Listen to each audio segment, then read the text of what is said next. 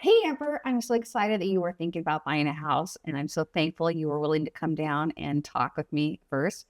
I think when you're a first time home buyer, I just like to go through all the terminology and what to expect. So as you go through the process, there's no surprises. And I also like to let you know as we go through this, don't feel like because we talked about this one time that you cannot ask the same question again. If you ask me the same question 20 times, there's no judgment because there's so much information that's going to come at you. I just want to make sure that through this process, you feel well informed, educated, and you can make the best decision for you because we talked about it so many times, you'll know what to expect. Okay. Is that all right? That sounds good. Yes. All right. So step one is it's important for you to get pre-qualified. Do you know what pre-qualified means? Kind of. I'm assuming we have to find somebody that's willing to give us a loan, but I don't really know the entire process of that. For sure. Well, when it's possible, I really like to make sure that people get pre-qualified with my preferred lender. And it's only because we have a great relationship working together and that she works on the weekends and the holidays. And so when we find properties, I like to use someone that I know that is not afraid to answer her phone on off hours because through this process, when you find something you really like, we'll want to make sure we send it to your lender so she can look at the numbers and put it together. And then she'll be able to let you know, like, hey, this is what the house payment would be before we put an offer in to make sure you're comfortable with it. Okay. That sound good? Yes, that sounds good. Okay. I definitely want to do that. Well, great. Well, and also just know that you can if you get pre-qualified through my preferred lender, that's wonderful. But it's also okay. Within 30 days, you can qualify for, or not qualify, you can apply for a loan as many times as you want when you're shopping for the same thing. So it will not affect your credit.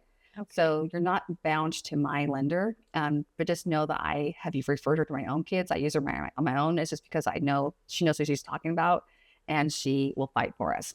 Okay. All right. That sounds good. Yes. So just so you're prepared, when you're getting pre-qualified, the first step is I'll give you the email and the phone number to our lender, and I'll have you reach out to her, whichever way you're more comfortable with it. A lot of people do an online application anymore. But the phase one is you're just telling your story. It'll ask you like, how much money do you make? How long have you been at this job? How long have you lived in your current house? Are you buying or renting? And the first phase is you just fill out the application. The second phase is you prove it, and you prove it with the documentations to support it. So keep in mind, we want to make sure we have copies of your last 2 years of W-2s, your last 2 tax return statements, your last 2 pay stubs, your last 2 complete bank disclosures. If you receive alimony and or child support from your former spouse, will want copies of that. Anything that pertains to money, they're going to want copies of it and proof. And I always recommend anyone when you're going through this process to make sure you keep a digital file of everything they ask for or a stack and a folder copy of everything they ask for, because it could come up that they'll ask for that same information again. Okay. And if we have an easy accessible area, you're not going to be searching for it again. Right. Okay. Yeah, and also through the process too, if you ever get just a spot or they're asking for something, and you're having a hard time scanning or whatnot, you always have the ability to come here, and so one of my staff will help scan it for you. Okay. Yes, but we're another resource for you. Okay. But once we get pre-approved, that's the exciting part. And that's when we get to actually start looking for houses. And I usually don't encourage people to look around online too much before we get pre-qualified because I don't want to be looking in the wrong price point and have your heart already broken or you fall in love with the house and find out it's not attainable. So once we get you pre-qualified, I'll share an app with you. You have access to the MLS through me. It's more accurate than Redfin or Zillow because it's real time because I pay to belong to the site. Okay. Redfin and Zillow, they borrow from the MLS or from the World Wide Web, I should say. And the information is not always accurate. So sometimes people send me something, I love this house. And when I look it up, it's been pending for 3 days. Oh, okay. Yeah. So if you use my app, it's going to be more accurate. Okay. But through this process, though, there's important factors to take into account that will cost you money. And so it's my job as your real estate agent to protect you contractually and to let you know at what points I can get your earnest money back or what point I could not get it back. But more importantly, I just want to go through what those words mean so that you can know what to expect. So when we very first find a house and we put an offer in, and let's pretend that the seller accepts our offer, then we're in mutual contract, meaning that everyone signed off on all the dots and we send it to escrow. And now it's time for us to submit our earnest money. Typically, when you write an offer, and your price point, earnest money would probably be between $3,000 and $5,000. Okay. It is another negotiation factor. So if we're competing against a bunch of other people, we may want to increase the earnest money to make you look like a stronger buyer. Okay. And what's the purpose of the earnest money? To make them understand that we're serious buyers? Yeah. So it's like in good old days, you just, spit in your hand and you shook, and that was a solid. So in today's time, it's just a way of putting like, I'm so serious about your house. I'm willing to put these finances on the line to protect the house. Okay. And in the event that you move forward with the house, that money will go towards your closing cost or towards your down payment. Okay. But in the event we pass all the timelines where I can protect your earnest money, and say it's 2 days before closing, and you cold see, like, I can't buy this house, I'm just scared, I'm not going to do it. Well, then I can get you out of the contract where you don't have to buy the house, but we're going to forfeit your earnest money, because that was what protecting the seller, that he was taking his house off the market in goodwill. Okay. But then all you change your mind for no reason, well, then we can't get your earnest money back. Okay. That makes sense. But in the event that, say, you lose your job and we can no longer get financing, I can protect your earnest money, and we have a timeline where I can get you out of the contract because of that. Okay. And or just pretend that circumstances change. Then there's ways for me to get your earnest money back. But most importantly, I can protect your earnest money for any reason at all during the inspection timeline. So if we have an inspection contingency, meaning I really like your house, here's my earnest money, I just want to investigate and make sure the house looks good and there's no surprises. That's your inspection. You have to pay for the inspection up front. Okay. And the house price range that we're looking at, you're probably looking at between $550 to $650 dollars for an inspection. And the inspection will take about 2.5 hours. And in the event, say we find things that are big wrong with it, like there's, underneath it's infested with rats, insulation is falling down, and there's a leak in the attic. And you're like, even if the seller fixes things, I don't like it enough. I don't want to live somewhere where it was infested with rats. Okay. So then I can get our money back. No problem. We don't even have to tell the seller we want them to fix anything. Okay. But in the event that it was, maybe the furnace needs to be serviced, hasn't been serviced for a long time. It's working fine, but it's not serviced. And the hot water tank is old. And pretend there was a small leak underneath the kitchen sink. And after looking at the inspection, you're like, you know what? My dad can fix this leak under the sink, but I'm really a little nervous about the furnace. So then we can ask the seller to service and/or fix the furnace. And if they agree to it, then they would just fix it before closing, and then your earnest money would go towards your purchase price or your closing costs, or however you want it to go. Your earnest money can actually even be refunded to you, or say that your mom lent you the money for your earnest money. We could even get her check cut back at closing and refunded to her. Okay. So moving forward on the inspection contingency, in the event that the seller's not willing to fix things or you're not willing to move forward, it's just an expense that you have that we don't get back. And if the house has a sewer line, I highly, highly recommend you having a sewer scope done first. In addition to, yes. Okay. And that's typically like another $250 more for a sewer scope. But if the house ends up having a sewer problem, I can't think of one sewer problem that would be less than $8,000. Okay. So it's definitely worth it. Yeah, definitely worth it. Okay. And then during the inspection time too, I always say it's a great time. Like if you have family that wants to come see the house, you can be there too. But typically an inspection lasts between 2.5 hours to 3 hours. And it's like the most time you'll spend in the house before it's actually yours. Okay. And so it's a great time to have your family come and see it if they want to, or to take measurements of the windows, or to just do all of the things. But it's the time you'll spend, like I said, the most in the house. So it's a great time to bring in other relatives who have opinions or whatnot. Okay. And I would highly recommend you to be there, but you do not have to be there. Okay. And so I have to be there because I have to let the inspector in. Okay. Now that count that he's doing all the things right, but it's an option for you to be there. He will give us a detailed report at the end. Okay. Typically that evening or the next day, he'll mail it to us. But at the end, if you're not able to be there, I always will have him do a video walkthrough of his concerns, just so that you can hear his tone and whatnot. Okay. But also the inspector I recommend to you, he is welcome to having conversations afterwards. So say you move in and you're having questions afterwards, you're more than willing to or able to call him and ask him for resources later. Okay. But one of the things I like the most about the inspection process is that they also give you like a list of things to do as a homeowner. So since you've never owned one before, you may not know you have to go and recaulk every couple of years around the siding or the importance of changing out the filter twice a year on your furnace. Right. So he has a lot of little links in there. We can give you the information really quick. Okay. Yeah. And also just know through this process, I'm your resource through the whole entire thing. So during or after, if you have questions, always feel free to call me. It's not a problem whatsoever. I actually just had a client last night calling me, asking me an inspection question the other night, and I don't mind whatsoever. So I want to be your realtor for life, not just this one transaction. So when it comes to anything house related, just please do feel free to reach out to me. And if I don't know the answer, I will help figure out the answer. Okay. And then also, we've been in this industry for a really long time. And so if you should need contacts to say, contractors, painters, carpet people, we have great people that we recommend. Not that you have to use them. It's just another way to have a resource since you're new to the area.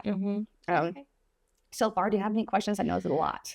Just some of the terms, like, can you explain you use the term escrow and title? What do those mean? Sure. So when you're buying a house, you can close a house through title and escrow or through a lawyer. And title and escrow usually is a little bit cheaper and a little smoother of a process, but either way is completely acceptable.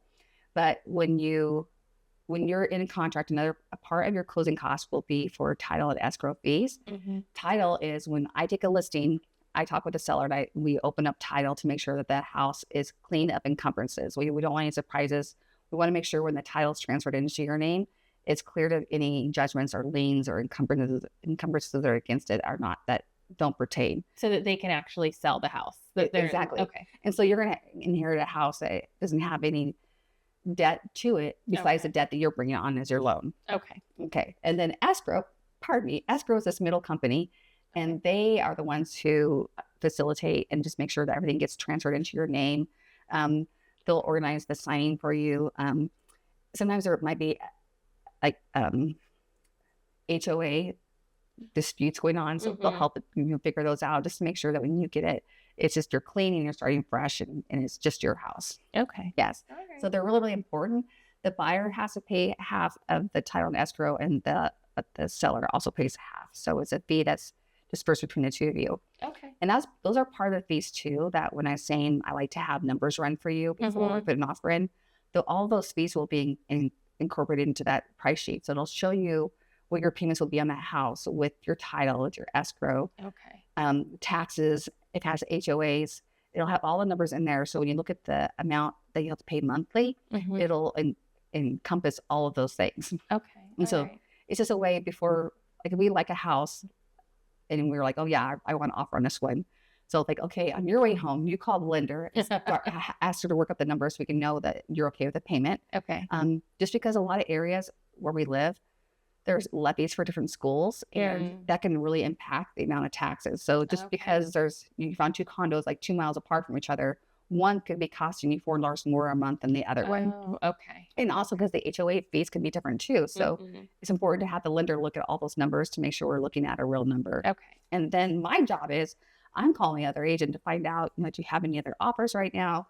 Are there other people who seem really interested in your property? Is there anything special we should know about it? What's really important to your seller?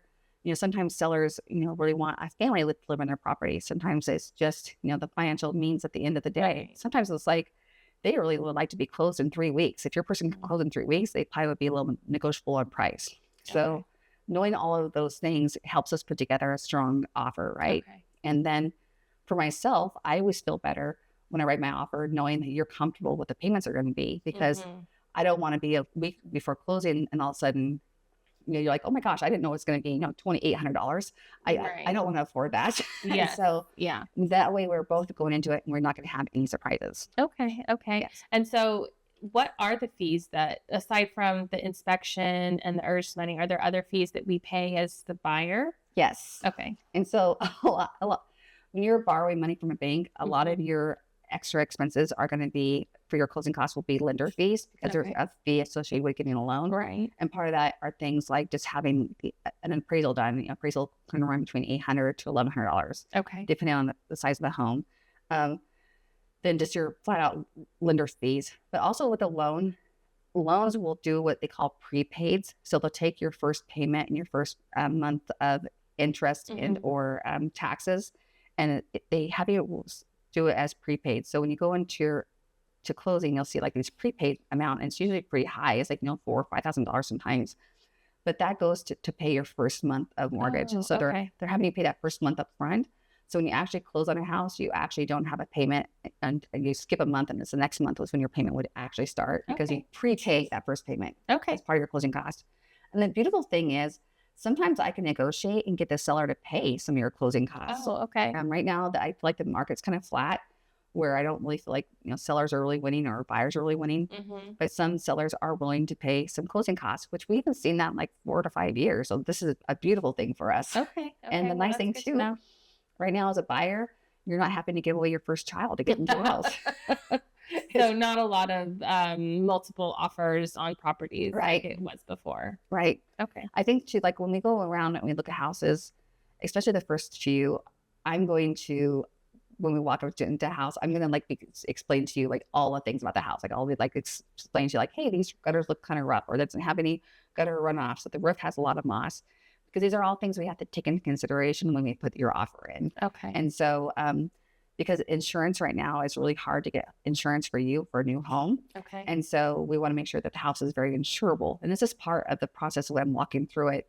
Because if you wanted to put an offer on a house that has a lot of moss in the roof, I would just have it be one of the things when we're putting together the offer. I'd want us to say like, here's our offer, but before our inspection, we need to have the roof moss removed. Okay. And I'll explain to the other agent, this is important because we want to make sure our buyer can get home insurance. And so, and I also, to that party, I could say, if you guys need some people, here's some companies I know, like, and trust that can do roofs. Okay. Okay. Not that they have to use them, but it's just a way for them to get a good connection. Sure. Sometimes because we have relationships with these vendors, indoor contractors, they can help squeeze us in, right? We have a good relationship with them. Like, I don't know if you've ever moved to a new area, how hard it is to get into a hairdresser. Yes. Yes. Same idea. Like, some of these contractors are hard to get into, but because we have a good working relationship, sometimes they can move their schedule around for us. Not that I'm that important, but it's just that we have a good working relationship, and they can help squeeze us in, and they just take care of us, but they also take care of my clients. So Okay. it's a love relationship. Okay. That's great. But through this whole entire process, it's important for me to have you understand that I'm here for you. No question is too small, or we'll help you. Just because things seem normal to me, Okay. they don't seem normal to you. Okay. And so, and then also, through the process, if I'm talking too fast, let me know. I'll slow down. I get excited. I talk really fast. But I've been doing this for a long time, and I have a wealth of information in my brain that I want to share with you. So just never feel like we cannot communicate or talk. Okay. All right. That makes sense. And I feel a lot better about the process. So I think what you said is we have to start first with the lender. So that's where we go from there. Yep, definitely. So phase one is getting pre-qualified. And just remember, when you're getting pre-qualified, you have 30 days. So from the first application you fill out, you have 30 days, and it will not affect your credit. Okay. And then once we get pre-qualified, that's where I get to jump back in, and we actually start looking at properties and analyze, and then find the best fit for you. And keep in mind too, just for your budget, like, we'll find the very best thing that fits you within your budget. And we don't know that just yet, but as soon as we do, that's when it starts to get fun. And how long does that process take from maybe start of, submitting our application with the lender to actually getting to start looking at houses? For sure. It goes as quick as you go. And what I mean by that is you have to prove it, right, with all those documents. So if it takes you 3 weeks to get the documents into the lender, it's going to take you probably 6 weeks to get pre-qualified. Not pre-qualified, but be ready to buy in a house. So if you turn all your stuff in really quick, typically within a week, I'll know if you're pre-qualified, if we can go. So it just depends on how fast you can move and get the information to the lender. Okay. And then again, like start to finish, once we find a house, how long does the whole process take to actually get the keys? Sure. So once we're in contract, typically a contract will last 30 days. So from the time you write it to the time that we close. And then it just depends too on how long it takes us to find a house. Sometimes people, they're being really picky, and they have something, say a particular neighborhood they want, and it can take up to a year to get a house. Yeah. And then sometimes people are just ready to move, and as soon as we find that this house that they feel excited about, they're ready to move. So it's all up to you. Okay. I'm excited to work with you, and I'll give you the lender's information. We'll go from there. Okay. That sounds good. All right. Nice to meet you. Nice meeting you too. 20 minutes.